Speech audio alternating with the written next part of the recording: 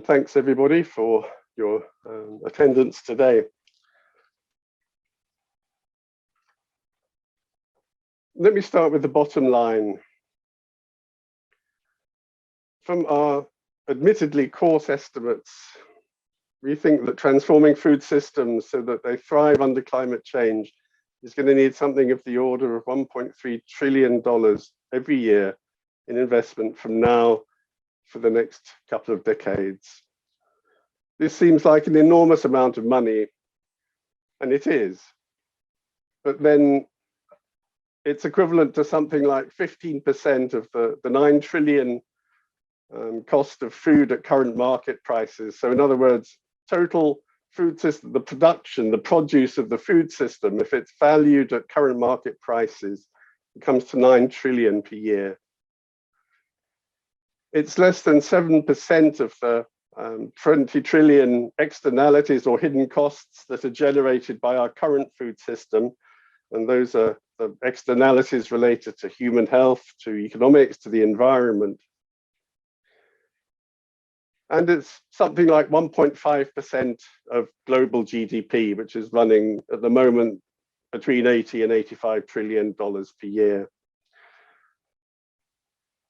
But because we know that the food system, basically the challenges we face there, it's an existential problem.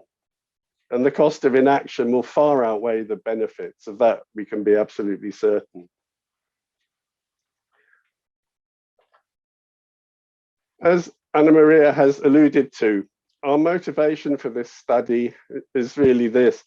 The transformation report that Anna Maria was referring to was innovative. We think it was innovative in the sense that we were proposing 4 action areas with 11 really very concrete actions, showing our estimate of the best levers that could achieve change in our current food systems.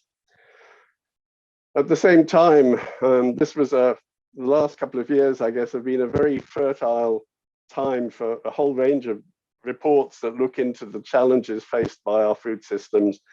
We found that about 24 or 25 of these, in addition to the one that was assembled by CCAFs, but actually almost all of them have almost no or very little information on the costs of transforming the food system. And there are obviously good reasons for this. It's extremely challenging to do.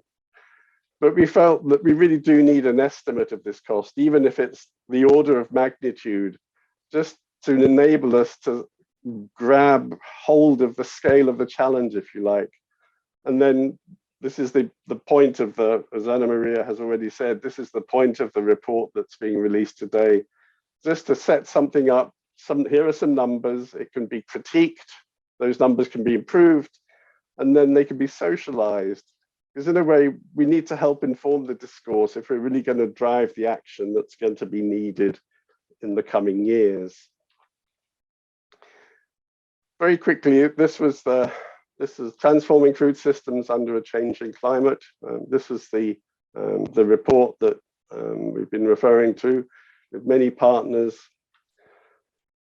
We were looking at basically 4 action areas. So rerouting farming and rural livelihoods to new trajectories, de-risking livelihood farms and value chains, reducing emissions through diet change and in value chains, and then realigning the enablers, all the things that are needed to make this happen. So the policies, the innovation systems, things that can deliver impacts at scale. This is a bit of a crowded diagram, but really just to highlight the point that we're really looking at different types of farmers have different needs, and they're on different development pathways or different trajectories. And this is really just to try to highlight the fact that because different farmers need different things, it's really important to make distinctions between the different farmers, the different pathways that they may be on, because they'll all need different elements of transformation. And in the report itself, we made a highly preliminary attempt to come up with a number of farmers that are on based on, or that are in some ways connected to some of these different pathways, and also broken down by region, because we think this kind of information can really help to target specific actions. And actually we use these pathways in the report that I'll talk about in the next couple of minutes. In terms of the methods that we used, these are the steps. The first step was to identify activities that can represent the 11 actions in the transformation report. Then, having done that, we tried to collect cost data for each of the actions that are in the literature, and occasionally using expert opinion, to come up with unit costs and total costs where we could. And something like more than 320 sources of published publications were consulted in trying to do this. And then we categorize the data by country or by region or continent, so that we have some information in the total estimates that do reflect the differences in regional costs. The third step was then to transform the cost data into comparable units. So in other words, what we wanted to end up with were unit costs, costs per hectare, or costs per person, or costs per farmer.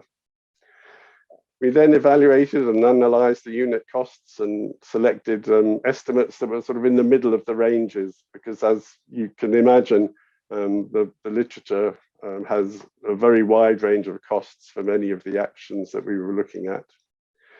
And then we applied the selected unit costs to the target areas and the populations, as I'll describe briefly in a minute.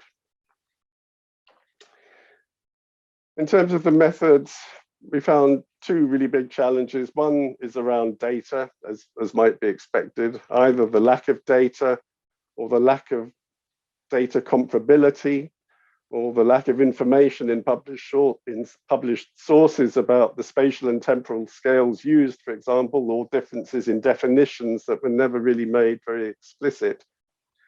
So data challenges are obviously substantial.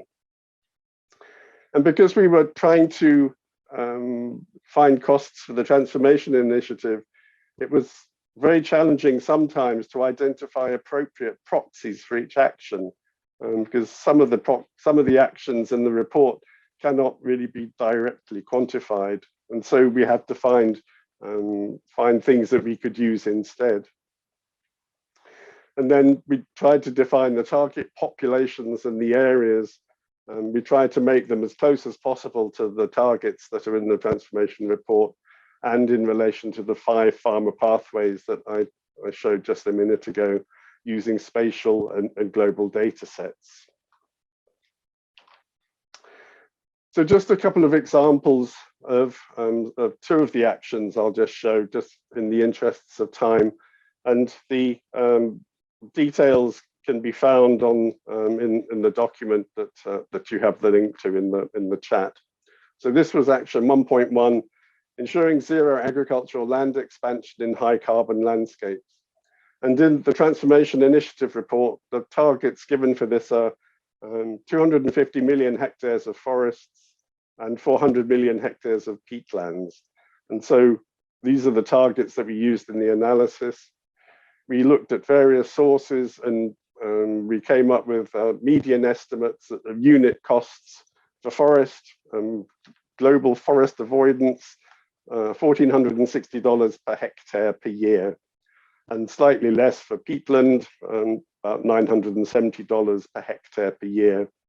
And so if we add that all together, we're talking about $753 billion per year. I should say that's that's nearly 60% of the entire cost of the transformation in our estimate. At the other end of the scale, here's an action that costs much less. This is action 2.2, so helping farmers make better choices, in particular taking climate services to scale. And the target was to connect 200 million farmers and agribusinesses to ICT-enabled bundled advisory services by 2030. And so we found some unit costs in various sources, including Ferdinand et al. That's the digital blueprint from the Global Commission on Adaptation report of 2020. And the median estimate there is something around $12 per farmer per year. So those are recurrent costs. And so that comes to a total of about 2.4 billion. And as I mentioned, there's a table 1 in the discussion starter has this kind of information for each of the 11 actions. But just to summarize, again, I apologize for this slightly crowded slide, but this shows the action areas and the costs, the various actions in each of the action area, and then just a few comments. So for rerouting farming, so that's ensuring zero agricultural land expansion, incentivizing climate resilient practices, and building attractive rural livelihoods. That amounts to more than $1 trillion per year. And so that's by far the most costly action area. And for almost all, for these actions, there are in fact some estimates in the literature, although they generally have quite a wide range. For the second action area, this is de-risking livelihoods, farms and value chains. These two actions, so increasing resilience via early warning systems and adaptive safety nets, and then the advisory services that we've just seen. These are, as you would expect, these are relatively specific, and we do have estimates of the likely costs. And these we applied in the areas, the parts of the planet that are basically climate risk hotspots in the coming years. The third action area is reducing emissions through diets and in value chains. These two actions we found quite challenging to estimate. So for shifts to healthy and climate-friendly diets, we used proxies relating to the cost differentials between current and healthy diets. As you'll know, for the Eat Lancet diet, for example, there's been quite a lot of subsequent work on what the costs of that particular diet might be in different places. So there are some estimates that we could use there. And for reducing food loss and waste, we used value chain investment costs that had been estimated by IFPRI for a range of different value chains, and we used those as a proxy. The fourth action area, realigning the enablers of change, these we found extremely challenging to estimate. And so the proxies that we used for these varied quite a lot, from using estimates of sort of percentage increase in policy changes, the costs of policy and institutional changes related to climate proofing. For unlocking billions in sustainable finance, we made estimates of the cost of de-risking some both public and private finance. For driving social change, we thought that this could be proxied by thinking around educating certain numbers of young people.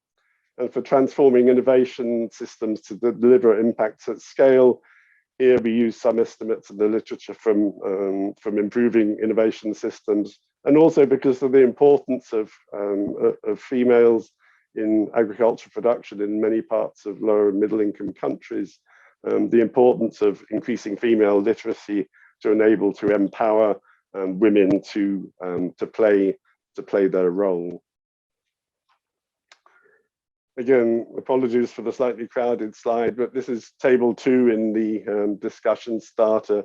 And this is where we make an attempt to split up the various action costs by regions. And in the total column on the far right-hand side, we do the numbers in black are the total values for all of the actions, and in blue, it's for all the actions apart from the massive land use change one, action 1.1. But you can see that the investment needs, in particular for sub-Saharan Africa, for South Asia, and Southeast Asia and the Pacific, and even Latin America and the Caribbean. If you're looking at the large blue numbers, these are the regions in particular that need investment in terms of food system transformation. So what are the implications of these numbers? And just a few bullets here. First is to really to compare with sort of as far as we could in terms of what's actually being done. Official development assistance from DAC countries in 2019 was something like $127 billion. So basically what our estimate is suggesting is that we're looking at an order of magnitude increase in investment for food system transformation into the future. We should also point out that these 11 actions that we've discussed, they're not all encompassing, but they represent a best estimate of what we think is needed to get the food system transformation juggernaut rolling at scale. Should also point out that these actions, they need to occur simultaneously. It's in our view, it's no good just taking some of these and say taking the cheaper ones and then sort of putting the more expensive ones to one side. No, we need to do these all together. Despite the massive cost, I think the next point's important. We think it's very likely that costs per year through time would decline substantially. This is mostly because of other sectoral transformations sort of spilling over. You can think particularly in terms of the energy sector, innovation, health, and so on. Given that a lot of the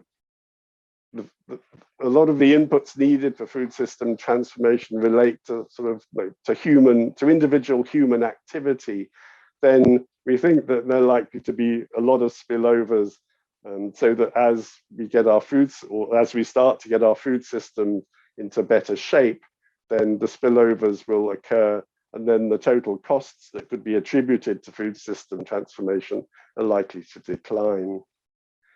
And finally, we should point out that there are many other benefits of food system transformation, including impact on human health, which have been estimated at something like $1 trillion per year, and reducing food loss and waste, maybe 2.6 trillion per year that could be saved there. So there are benefits over and above what we've already been discussing here. In terms of the next steps, or just a few sort of comments at the end, I think it's clear transparency in the cost estimates is absolutely crucial, as again, so that they can be validated, people can look at them, they can improve, they can modify or replace these or just throw them away and use other estimates. But I think this transparency is key. There are certainly ways we could improve the analysis. We could add uncertainty bounds. In other words, what's the kind of range? This 1.3 trillion, can we put some kind of likely range on that? There may be some overlaps between the actions that we need to address. And I think we could probably find some better proxies for some of the actions, given a bit of time. And then, of course, the next issue is then, well, who's going to pay for all of this? Are we looking at reorienting food system or energy sector subsidies, for example? These are things that need attention.